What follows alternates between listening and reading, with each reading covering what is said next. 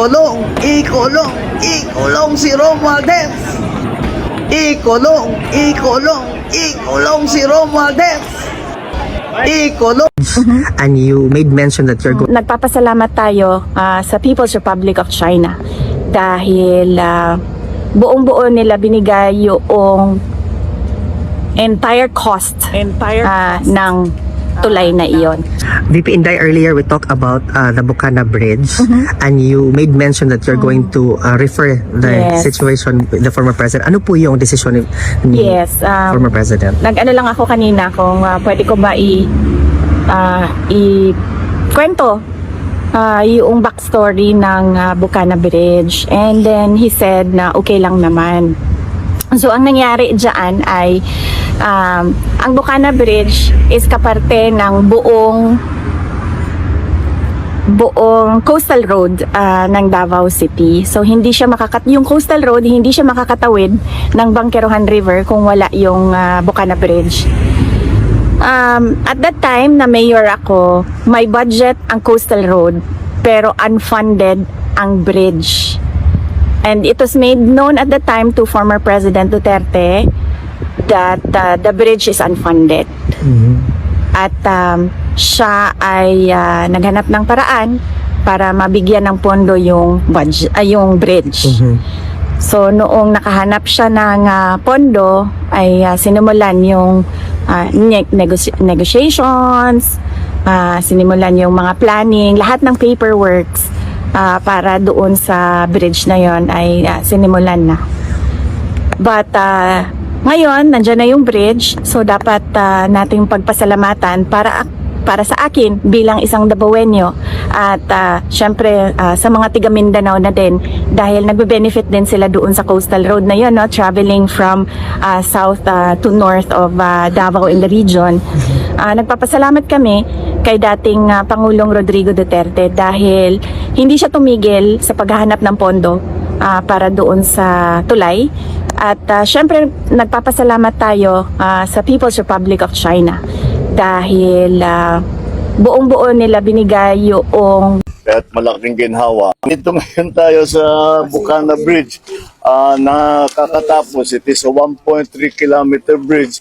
Kasama ito sa buong bypass na ginagawa around Davao City. At ito'y sinasabi, ang estimate natin na ang biyahe na dati halos 2 oras ay mababawasan, magiging mga 25 minutes, 20 minutes na lang. Kaya't malaking ginhawa. Lalong-lalo na ay ngayon na magpapasko tayo, alam naman natin nangyayari sa traffic. Kaya ito ay magagamit. We will open the bridge on the 15th, December 15, gagawin na. Matatapos yung buong bypass by December 2027. So tuloy tapos na lahat ito all the way. Kaya ito ay nagsimula, na-approve ito noong July ng 2022. Nagsimula ito ng 2023, early 2023. Late 2023. I'm sorry, late 2023 kasi mga approval. At ngayon ay tapos na. Kaya natulungan naman tayo ng ating mga Chinese na contractor dahil ang ganda ng technology nila kaya napakabilis at marunong talaga silang magpatayo ng magandang tulay, magandang infrastructure na mabilis at nasa tamang gastos, nasa tamang presyo. So this is one of the 4 major projects that our legacy projects that we will be finishing in Davao and its environs. So nakatapos na tayo, marami na tayong nabuksan na section dito. And this will be now another major part of this bypass road. So I'm congratulating the DPWH for their good attention to this matter, and lahat ng nagtrabaho rito, congratulations, at we're looking forward to December 15 kung kailan meron ng dadaan na traffic dito. Thank you. Good morning. Tackle precisely the issue of political dynasty. At dahil po sa pagtalakay nila sa political dynasty, kaya nagkaroon tayo ng term limit na 3. Ano po? Kaya nagkaroon ng 3 years rate. Yung 3 term lang at pagkatapos hindi ka na pwedeng tumakbo is precisely because we want to prevent yung pananatili sa pwesto ng mga political families. Ang intention is para mapagbigyan yung iba na meron ding puso at pagmamahal sa ating bayan ng pagkakataon para sila ay makapaglingkod din. Kaya yung ating provision sa ating saligang batas, ang sinasabi, it is our policy, state policy, general principle and state policy, sinasabi natin, bawal, ipinagbabawal natin ang political dynasty at ang purpose ng pagbabawal is so that mapagbigyan, magkaroon ng equal opportunity for public service yung mga ibang tao, hindi yung kayo lamang. At pinag-usapan nila yung kasamaan na maidudulot ng political dynasty dahil sinasabi nila, pag may political dynasty, that is the root of corruption. Which we now see, which is true. 80% ng ating kongreso, political dynasty. Karamihan ng ating mga political dynasty. Ang problema po sa ating mga mamamayan, sa ating mga butante, sabi ng hirap, ng ganito, ng ganon, pero binoboto pa rin natin pare-parehas na tao pagdating ng eleksyon. So yung political dynasty po, nilalabanan po namin yan. Nilalabanan ko po yan individually. Kung kilala po ninyo, kung alam po ninyo, ako yung nag-file ng petition to disqualify yung mga Tulfo before the election. Ano po? Na-dismiss on technicality sa COMELEC. You can use your imagination. Wala daw kasi akong in-attach na copy ng certificate of candidacy. Sabi ko, hindi ako nag-attach kasi yung original nasa inyo. Sabi niya, kasi kung nag-attach ka, di dapat yung mga allegations mo dito, mabe-verify namin. Di mabe-verify nyo, nasa inyo yung original. Hindi ba? Anyway, so, pasalamat din ako kay Chairman Garcia because to me, he gave me time para ma-elevate ko sa Supreme Court. Nasa Supreme Court po ngayon yung petition. And hopefully, ang sinasabi ko po doon, totoo pong kailangan natin ng enabling law.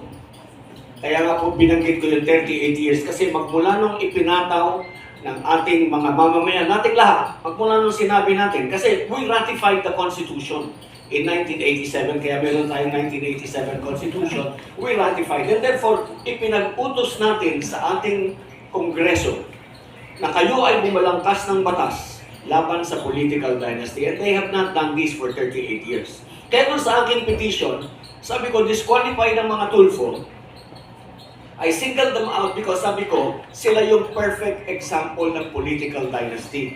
Because there is too much concentration of political power in one family. Isipin nyo, nung kumakandidato sila, 5 yung kumakandidatong Tulfo sa Senado at sa Kamara. Di ko nandun pa si Rapi, 6 sila.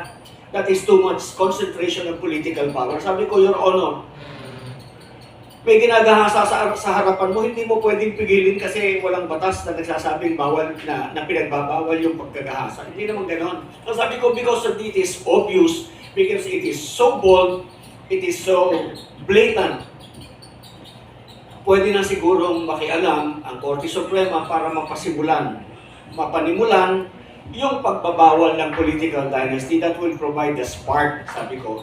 It might, pag sinimulan nyo, sinabi nyo, bawal yan, kasi nandun naman sa deliberation ng 1986 Constitutional Commission na ang bawal yung kamag-anak ng incumbent within the 3rd civil degree of consanguinity or affinity.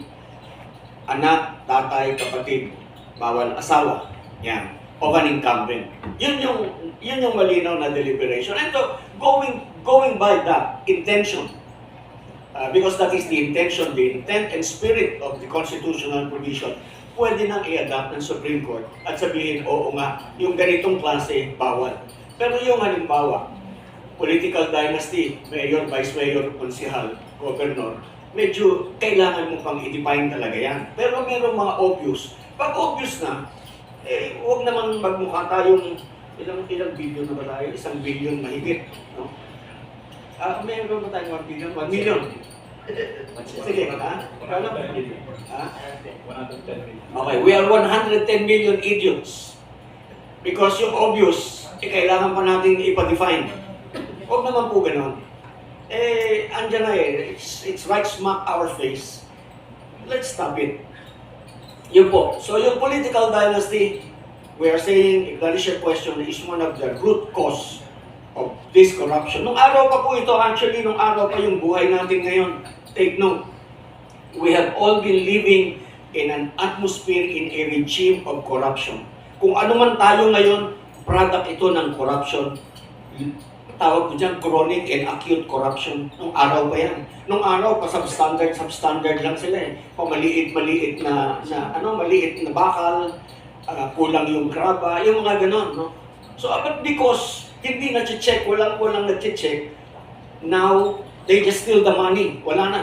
Doon sa amin, sa distrito yung mga nag-iimbestiga, dalhin nyo naman sa sa Ilocos. Pakita nyo yung good faith nyo, doon nyo simulan, sa Ilocos, sa Samar Leyte, sa Bicol, sa Quezon City, sa District 2. Yan. Para di ba? So, yun po. Yun yung aking tugon. Did I answer your question about political dynasty? I think so, sir. Thank you. So, medyo kamusta po tayo sa